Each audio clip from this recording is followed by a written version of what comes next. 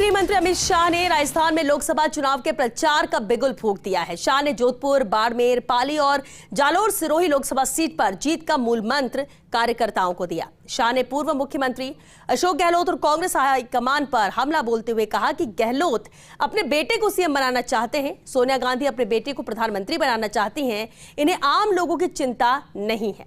देखिए special report. Lok Sabha चुनाव के रण में धुआंधार प्रचार शुरू हो गया है।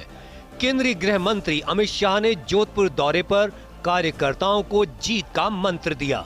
रातानाड़ा में चामी पोलो मैदान में आयोजित कार्यक्रम में शाह ने शक्ति केंद्र प्रभारी, बूथ अध्यक्ष और मंडल अध्यक्षों को संबोधित किया। शाह ने केंद्र सरकार की 10 सालों की उपलब्धियों को गिनाया, साथ ही कांग्रेस और पूर्व मुख्यमंत्री अशोक गहलोत पर निशाना साधा। शाह ने ईआरसीपी को लेकर गहलोत सरकार पर तंज कसे। शाह ने कहा कि ईआरसीपी का वादा किया तो सब लोग हंस रहे थे, लेकिन भजनलाल सरकार ने 5 महीने में ही ईआरसीपी को जमीन पर उतारने का काम कर दिया। कांग्रेस सरकार में 5 सालों में राजस्थान में जगह जगह बहुसंख्यकों के धार्मिक स्थानों पर हमला हुआ। ये तुष्टीकरण करने वाले लोग हैं। हमारा मत है न्याय सभी के साथ होगा, तुष्टीकरण किसी के साथ नहीं होगा।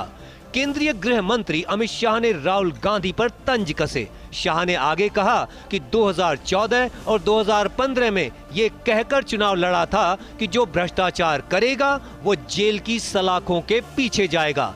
यहाँ पर भी जिन्होंने पेपर लीक में भ्रष्टाचार किया उन्हें चुन चुन कर जेल में डाला। हमने पेपर लीक के लिए वादा किया, सब लोग हंस रहे थे। जब हमारे नेताओं ने ईआरसीपी का वादा किया, कहां से लाएंगे, गहलोत जी पूछ रहे थे। गहलोत जी, भजनलाल तो पहली बार मुख्यमंत्री बने हैं, 5 ही महीने में ईआरसीपी को जमीन पर उतारने का काम कर दिया है। जमुना का पानी, यमुना जी का पानी राजस्थान के 3 जिलों में लाना असंभव जैसा काम था। मोदी जी के आशीर्वाद से भजनलाल ने इसको भी पूरा कर दिया। जोधपुर दौरे पर अमित शाह ने बीजेपी पदाधिकारियों को संबोधित करते हुए कहा कि कांग्रेस के जमाने में 10 साल मनमोहन सिंह की सरकार थी, तब आए दिन बम धमाके होते रहते थे। फिर पीएम मोदी आए, पाकिस्तान के आतंकवादियों को लगा अब भी कर सकते हैं, यहाँ गलती कर दी। उरी पुलवामा में बम धमाके किए, हमारे जवानों पर हमला किया। 10 दिन के अंदर सर्जिकल स्ट्राइक और एयर स्ट्राइक कर घर में घुसकर आतंकवादियों का सफाया किया। गृह मंत्री शाह ने कहा कि इस बार लोकसभा चुनाव में हमारे नेता नरेंद्र मोदी ने 400 से ज्यादा का लक्ष्य रखा है। इस लक्ष्य की पूर्ति कोई नेता नहीं कर सकता, भाजपा का कार्यकर्ता ही कर सकता है। भारतीय जनता पार्टी ऐसी पार्टी है जिसमें चुनाव नेताओं के दम पर नहीं, बूथ के कार्यकर्ताओं के दम पर जीते जाते हैं। हमने इस लोकसभा चुनाव में हमारे नेता नरेंद्र मोदी जी ने हमारे सामने 400 पार का लक्ष्य रखा है। 400 से ज्यादा सीटें एनडीए जीतेगी और 370 से ज्यादा सीटें भारतीय जनता पार्टी जीतेगी।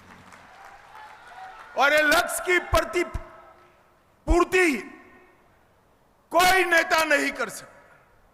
भारतीय जनता पार्टी ऐसी पार्टी है जिसमें चुनाव नेताओं के दम पर नहीं जीते जाते हैं, मेरे बूथ के कार्यकर्ताओं के दम पर जीते जाते हैं। भाजपा कार्यकर्ताओं के सम्मेलन को संबोधित करते हुए मुख्यमंत्री भजनलाल शर्मा ने पूर्व मुख्यमंत्री अशोक गहलोत पर निशाना साधा।